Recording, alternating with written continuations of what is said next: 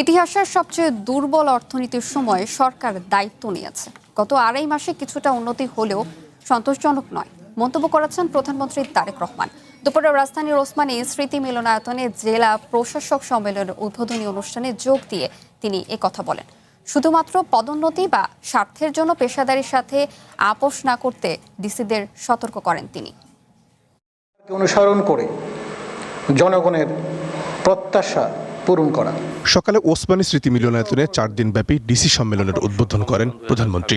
সরকারের দায়িত্ব নেওয়ার পর প্রথমবারের মতো দেশের সব ডিসিদের সাথে প্রধানমন্ত্রীর এই অনুষ্ঠানে নিজেদের এলাকার নানা বক্তব্য তুলে ধরেন কয়েকজন জেলা প্রশাসক। সিটি কর্পোরেশন পরিচালিত একটি সমীক্ষায় দেখা যায় একজন নাগরিক দৈনিক 450 গ্রাম বর্জ্য উৎপাদন করে।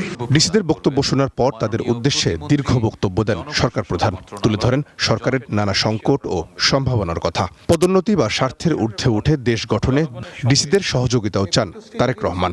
শুধুমাত্র পদোন্নতি কিংবা নিজেদের পছন্দের জায়গায় পোস্টিংয়ের জন্য পেশাদারিত্বের সঙ্গে আপোষ করলে সংশ্লিষ্ট কর্মকর্তারা সাময়িকভাবে হয়তো লাভবান হতে পারেন, তবে সেটি আমি ব্যক্তিগতভাবে যেটা মনে করি, তবে সেটি বা সার্বিকভাবে জনপ্রশাসনের দক্ষতা এবং নিরপেক্ষতার উপরে একটা নেতিবাচক প্রভাব ফেলে।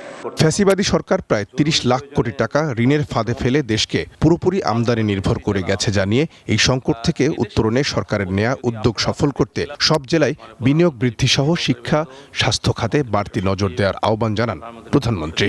ফ্যাসিবাদী শাসন আমলে দুর্নীতি, লুটপাট রাষ্ট্র এবং জনগণকে ঋণগ্রস্ত করে ফেলেছিল। সেই শাসন আমল 30 লক্ষ কোটি টাকা ঋণের বোঝা নিয়েই বর্তমান সরকার যাত্রা শুরু করেছে।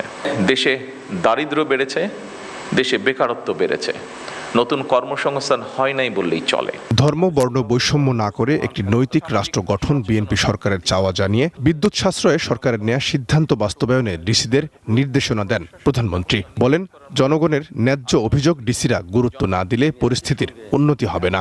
সুশাসনের জন্য প্রয়োজন দক্ষ ব্যবস্থাপনা, যোগ্য নেতৃত্ব এবং অবশ্যই জবাবদিহিতা। দুর্নীতির বিরুদ্ধে সরকারের অবস্থান পরিষ্কার, সেটি হচ্ছে আমরা কম্প্রোমাইজ করতে চাই না। সাম্প্রদায়িক সম্প্রীতি রক্ষা, বাল্যবিবাহ বন্ধ ও খাদ্যে ভেজালকারীদের বিরুদ্ধে কঠোর ব্যবস্থা নেওয়ার নির্দেশও দেন প্রধানমন্ত্রী।